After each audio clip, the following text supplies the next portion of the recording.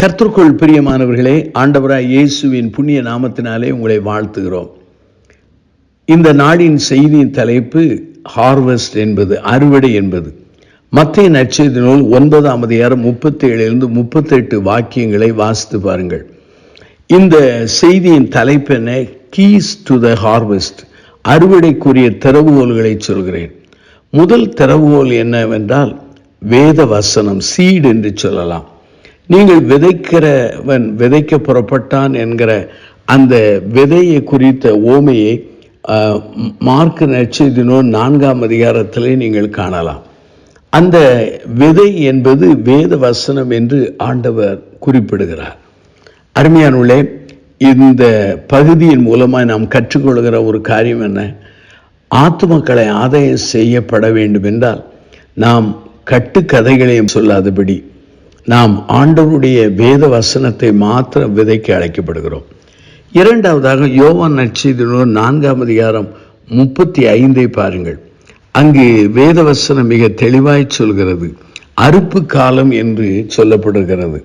விதைக்க ஒரு காலம் என்றால் அறுவடை செய்ய ஒரு காலம் உண்டு. அறுவடை காலத்திலே அந்த அறுவடையை நாம் பெற்றுக்கொள்ளவில்லை என்றால், அதை அறுக்கவில்லை என்றால், அந்த அறுவடைக்கு ஆயத்தமாயிருக்கிற எல்லாமே வீணாய் போய்விடும்.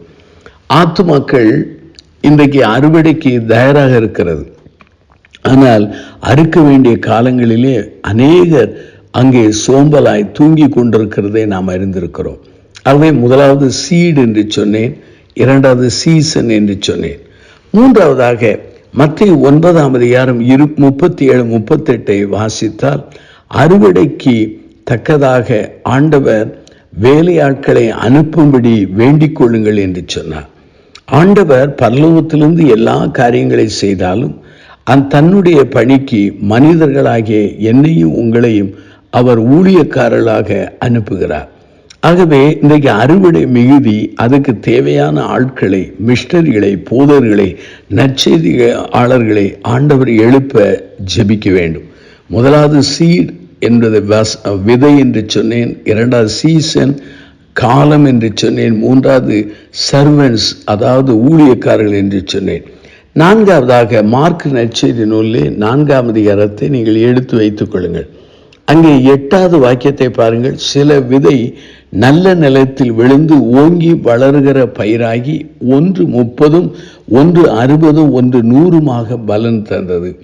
ஆகவே விதைக்கப்படுகிற விதையானது வழி அருகே விதைக்கப்படக்கூடாது, முள்ளுகளிலே விதைக்கப்படக்கூடாது, பாறை போன்ற நிலத்தில் விதைக்கப்படக்கூடாது. நல்ல நிலத்தில் விதைத்தால் அது 30, 60, 100 அது பயன்படும், அல்லது அதில் விளைச்சல் உண்டாகும். 4 காரியங்களை சொன்னேன்.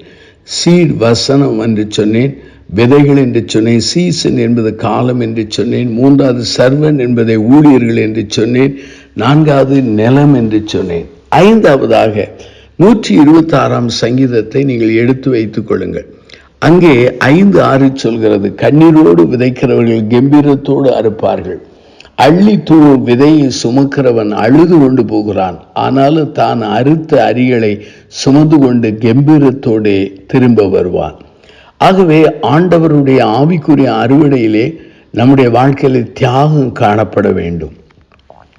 ஆண்டவருக்கென்று ஏதாவது ஒரு தியாகம் அல்லது பாடுகள் அல்லது இழப்புகள் அல்லது நம்முடைய கம்ஃபர்ட் ஜோனை விட்டு வெளியே வந்து ஆண்டவருக்காக நற்செய்தி பணியை செய்யும் பொழுதுதான் அங்கு அறுவடை காணப்படும். இன்றைக்கு ஒவ்வொரு தேசத்திலும் திருச்சபைகள் உருவானதற்கு காரணம் என்ன? பல நூற்றாண்டுகளுக்கு முன்பாக மிஷனரிகள் தங்கள் தேசத்தை விட்டு தியாகம் பண்ணி தங்கள் வாழ்வை அவர்கள் ஒடுக்கி அல்லது ஊற்றி அவர்கள் வாழ்ந்ததனால்தான் சபைகள் உருவாயிருக்கிறது. தியாகம் இல்லாத ஒரு வாழ்க்கை கிறிஸ்தவ வாழ்க்கை அல்ல. அடுத்ததாக இந்த நிலத்திலே அங்கு அறுவடை காணப்பட வேண்டும் என்றால் என்ன வேண்டும்?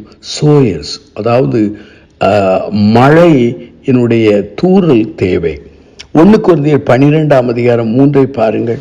1 கொரிந்தியர் 12:3 எடுத்து வாசித்தால் அங்கே வேதவசனம் மிக தெளிவாய் சொல்கிறது. தேவனுடைய ஆவியினாலே பேசுகிற எவனும் இயேசுவை சபிக்கப்பட்டவன் என்று சொல்ல மாட்டான் என்றும், பரிசுத்த ஆவினால் என்று இயேசுவை கர்த்தர் என்று ஒருவரும் சொல்லக்கூடாது என்று உங்களுக்கு தெரிவிக்கிறேன். ஆகவே நாம் என்ன பணி செய்தாலும் ஆவியானுடைய அருளும் ஆவியானுடைய ஒத்தாசையும் கிரியைகள் இல்லை என்றால் அறுவடை வருவதற்கு வாய்ப்பில்லை. ஆகவே ஆவிக்குரிய பின்மாறி காணப்பட வேண்டும். கடைசியாக நாம் ஊழியம் செய்யும் பொழுது நம்பிக்கையோடு ஊழியம் செய்ய வேண்டும். கலாத்திய நிருபத்தை எடுங்கள், 6ஆம் அதிகாரத்தை எடுங்கள், 9வது வாக்கியம் இவ்வாறு சொல்கிறது. என்ன சொல்க? நாம் நன்மை செய்கிறதில் சோர்ந்து போகாமல் இருப்போமாக, நாம் தளராது போகாதிருந்தால் ஏற்ற காலத்தில் அறுப்போம். ரோமர்கள் நிருபத்திலே 12ஆம் அதிகாரத்தை நீங்கள் புரட்டி கொள்ளலாம். இந்த 12ஆம் அதிகாரத்திலே அங்கே 11, 12 வாசித்து பாருங்கள். அசதியாயிராமல் ஜாக்கிரதையாயிருங்கள், ஆவிலே அனலாயிருங்கள், கர்த்தருக்கு ஊழியம் செய்யுங்கள், நம்பிக்கையிலே சந்தோஷமாயிருங்கள், உபத்திரத்திலே பொறுமையாயிருங்கள், ஜெபத்திலே உறுதியாய் தரித்திருங்கள், நம்பிக்கையிலே உறுதியாக இருக்க வேண்டும். ஆகவே நம்முடைய வாழ்க்கையிலே அறுவடை வேண்டும் என்றால் வேத வசனம் விதைக்கப்பட வேண்டும். அறுவடை காலத்திலே அறுக்க வேண்டும். அதே சமயத்தில் அறுவடைக்கு தக்க ஊழியர்களை தேவன் எழுப்ப ஜெபிக்க வேண்டும். நல்ல நிலத்திலே விதைகள் விதைக்கப்பட வேண்டும்.